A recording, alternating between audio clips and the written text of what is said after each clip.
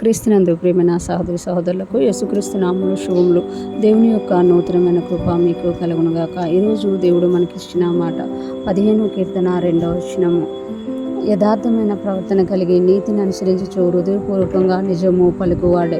ఈ మాటలు మనం 15వ కీర్తనలో చూస్తున్నాం. ఈ కీర్తన మొదటి వచనం మనం గమనిస్తే దావీదు మహారాజు గారు చెప్తున్నారు కదా, యెహోవా నీ గుడారంలో అతిథిగా ఉండదగిన వాడేవాడు, నీ పరిశుద్ధ పర్వతం మీద నివసింపదగిన వాడేవాడు. అంటే దేవుని గుడారంలో అతిథిగా ఉండాలి అని అంటే, దేవుని పరిశుద్ధ పర్వతం మీద నివసించాలి అని అంటే, మనకి రోజు దేవుడిచ్చిన మాటలో దావీదు మహారాజు గారు చెప్తున్నారు కదా, యథార్థమైన ప్రవర్తన కలిగి నీతిని అనుసరించుచు హృదయపూర్వకంగా నిజం పలుకువాడి. అంటే దేవుని యొక్క గుడారంలో నివసించాలన్న, దేవుని యొక్క పరిశుద్ధ పర్వతం మీద మనం ఉండాలన్నా, ఆ యొక్క దేవుని సన్నిధిలో అతిథిగా ఉండాలన్నా యథార్థమైన ప్రవర్తన కలిగి మనం ఉండాలంట.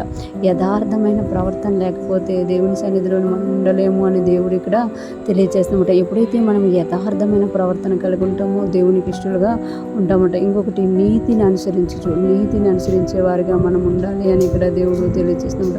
మొదటిది చూస్తే యథార్థమైన ప్రవర్తన కలిగి ఉండాలంట. రెండోదిగా చూస్తే నీతిని అనుసరించుచు, అంటే వాక్యానుసారంగా జీవిస్తూ దేవుడు మనకిచ్చిన నీతిని, దేవుడు ఏదైతే మనకు తెలియజేశారో ఆ నీతిని అనుసరించే వారంగా ఉండాలి. మాటలాడే వారంగా కాదు, చెప్పే వారంగా కాదు, అనుసరించే వారంగా మనం ఉండాలి అని దేవుడు ఇక్కడ తెలియజేస్తామట. ఇంకొకటి హృదయపూర్వకంగా నిజం పలుకువాడే.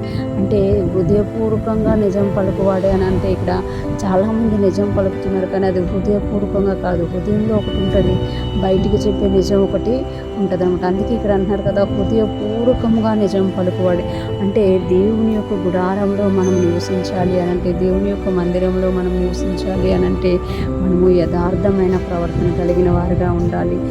రెండోదిగా నీతిని అనుసరించే వారిగా ఉండాలి. మూడోదిగా హృదయపూర్వకంగా నిజం పలికే వారిగా ఉండాలి. అబద్ధం ఆడకూడదు అని ఇక్కడ దేవుడు తెలియజేస్తున్నామట. ఈరోజు ఫ్రెష్ మనం వింటున్న ప్రతి ఒక్కరూ జ్ఞాపకం చేసుకోవాలి, దేవుని సన్నిధిలో మనం ఉండాలని మనం ప్రయాణం చేస్తున్నాం.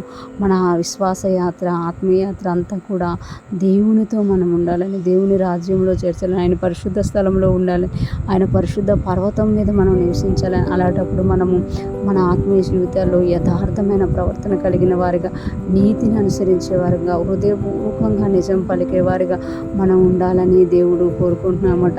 ఈరోజు ఫ్రెష్ మనం వింటున్న ప్రతి ఒక్కరూ కూడా దేవుడు ఏదైతే కోరుకుంటున్నారో అలాగ మనము జీవించుదుముగాక. అటువంటి కృప మనకి దేవుడు దయచేయునుగాక.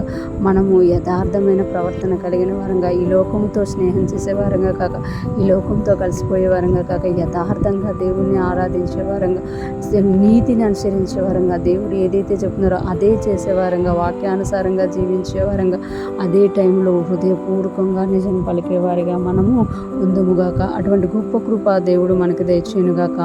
ఈరోజు ఫ్రెష్ మనం ఉంటున్న ప్రతి ఒక్కరి జీవితంలో కూడా దేవుని పర్వతం మీద నివసించే అనుభవము కలుగునుగాక. ఆమేన్.